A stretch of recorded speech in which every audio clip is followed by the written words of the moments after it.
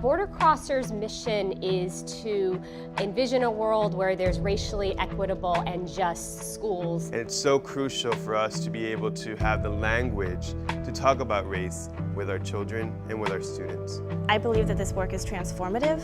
I believe that it's healing. And so I'm really excited to bring that, to engage all of you and hear all of your stories and voices in this room today. Who wants to share?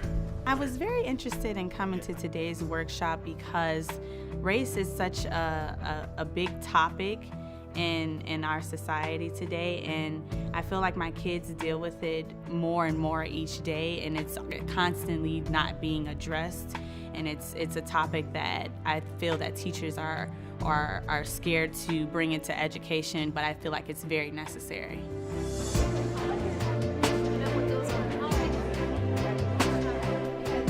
I have a lot of students of color who have self-doubt, self-hatred, and don't have a perspective on who they are as a people, as a culture, as an ethnicity, their history, and how they came to be.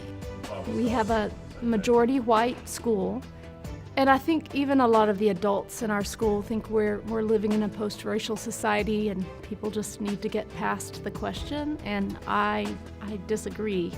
I think we need to talk about it. The discussion about race is relevant, and it is as relevant for white teachers and white students as it is for people of color. All right, this is quite a list, right? So what is race? Economics? Is it privilege? Is it skin color? Is it political? There's a lot around race. I wonder why we're confused about this. Racism. What is racism? Racism is race discrimination plus power. Historically, structural power. That's the lens that we need to look at. What we discussed in our workshop today, I can take back having those honest conversations with the students into making them better understand what these things are, is to make them more aware, to make them more racially sensitive in how they communicate and how they relate with others. There are many ways that racism is manifested. We'll be looking at 3 ways. We'll be looking at institutional racism, interpersonal racism, and internalized racism. Some of the questions that are being asked and the way they're presenting a foundation of both what race as well as racism is and what it looks like at an institutional, at an interpersonal, and an internalized level. I think that's definitely something that I can implement in my classroom tomorrow. So feel free to just be bold in these role plays. Mess up, be messy, because it's better to do that here than when you get back with your students, right?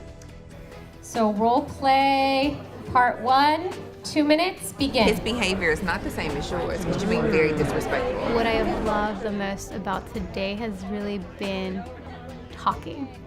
I found so powerful because it made me recognize that I am not alone, and not only as someone who loves to talk about this, but someone who still very much wants to explore how deep this is for other people as well. My perspective on today is maybe I need to touch on it a little more with the kids so that they will be able to appreciate differences among each other. We're all on the journey, and I just really appreciate having the conversation with people who are willing and to lean in and do the work.